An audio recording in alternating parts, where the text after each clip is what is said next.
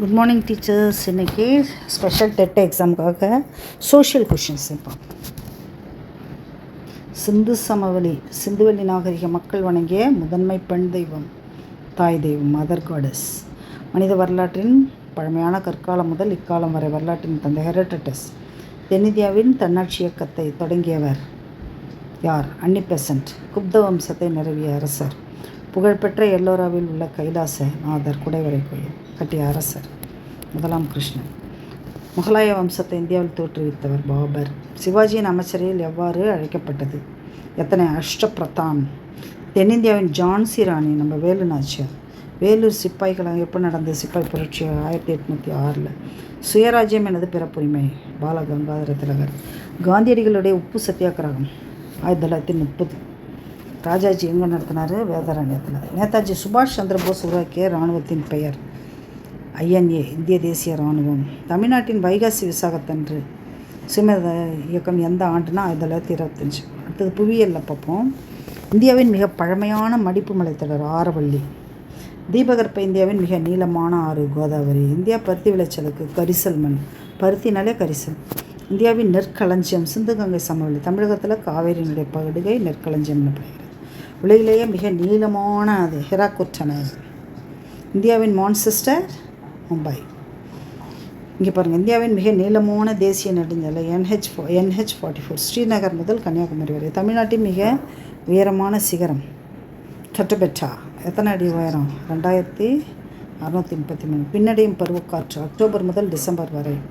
இந்தியாவில் மிக குறைந்த மழைப்பொழிவை பெரும் பகுதி எது? ஜெய்சல்மார், ராஜஸ்தானில் இருக்குது, தார் பாலைவனத்தில். உலகின் மிக ஆழமான அகழி மரியானா அகழி. புவியின் மேலோட்டில் கவசத்திற்கும் இடையே உள்ள எல்லைக்கோடு பாருங்கள், மொஹரோவிக். இந்திய அரசியலமைப்பின் தந்தை டாக்டர் அம்பேத்கர். இந்திய அரசியலமைப்பின் முக உரை ஒரே ஒரு முறை தான். எத்தனை முறை திருத்தப்பட்டனா? ஒரே ஒரு முறை. அரசியலமைப்பின் எந்த பகுதி? இந்தியாவின் மகா சாசனம் என்று அழைக்கக்கூடிய பகுதி 3. இந்திய அரசியலமைப்பின் இதயம் சட்டப்பிரிவு 32. இந்திய குடியரசில் தேர்ந்தெடுக்கப்படுவது குறைந்தபட்ச வயது 35. மாநிலங்களவையின் கூட்டங்களுக்கு தலைமை தாங்கி நடத்துபவர் யார்? இந்திய துணை குடியரசுத் தலைவர். மாநிலங்களவை. மக்களவைக்கு வேறு, மாநிலங்களவைக்கு வேறு. நாட்டின் மிக உயர்ந்த சட்ட அதிகாரி இந்திய அரசின் தலைமை வழக்கறிஞர். தமிழக சட்டமன்ற உறுப்பினர்கள் மொத்தம் எத்தனை? 234 உறுப்பினர்கள். இந்திய அரசியலமைப்பில் உள்ள அடிப்படை பொறுப்புகள். முன்னாள் சோவியத் யூனியன்லேருந்து தான் இந்த அடிப்படை பொறுப்புகள் பெறப்பட்டது. உள்ளாட்சி அமைப்புகள். ரிப்பன் பிரபு தந்தை. தேசிய வாக்காளர் தினம் ஜனவரி 25. RTI எந்த ஆண்டு கொண்டு வர? 2005. பொருளியலில் பாருங்கள், பொருளியலோட தந்தை ஆடம் ஸ்மித். இந்தியாவின் மொத்த உள்நாட்டு உற்பத்தியில் அதிக பங்களிப்பை வழங்கும் துறை சர்வீஸ். இந்தியாவின் முதலில் வருமான வரி அறிமுகப்படுத்தியது எப்போ? Sir James Wilson 1860. இந்திய ரிசர்வ் வங்கி எந்த ஆண்டு தேசியமாக்கப்பட்டது? 1949 ஜனவரி 1. சரக்கு GST எப்போது வந்தது? 2017 GST வந்தது. பசுமை புரட்சி இந்தியாவில் எப்போது தொடங்கப்பட்டது? வருஷத்தை பார்த்துங்க. இந்தியாவின் 5 ஆண்டு திட்டங்கள் எந்த நாட்டு மாதிரியாடி? சோவியத் யூனியன் தான்.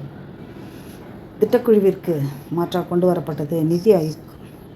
மனிதவள மேம்பட்ட HDI உருவாக்கியவர் யார்? மஹஃபூஃபுல் ஹக். தமிழ்நாட்டின் பொருளாதார வளர்ச்சியை அளவிட பயன்படும் முதன்மை காரணி எது? மொத்த உள்நாட்டு உற்பத்தி. பணவீக்கம் இன்ஃப்ளேஷன். பண்டங்கள் மற்றும் பணிகளை பொதுவாக விலைமட்டம் அதிகரித்து பணத்தின் மதிப்பு குறைவதை குறைக்கும். 49வது கேள்வி பாருங்கள். வறுமை ஒழிப்பு மற்றும் கிராம மேம்பாட்டிற்காக முதன்மை வங்கி எது? நபார்டு வங்கி. முதன்மை துறை. லாஸ்ட் கொஷின் பாருங்கள். பிரைமரி செக்டார் என்று அழைக்கப்படுவது வேளாண்மை மற்றும் அதை சார்ந்த துறைகள். கால்நடை வளர்ப்பு, மீன்பிடித்தல், சுரங்கத்தொழில். எல்லாம் நல்லா எழுதுங்க டீச்சர்ஸ். தேங்க்யூ.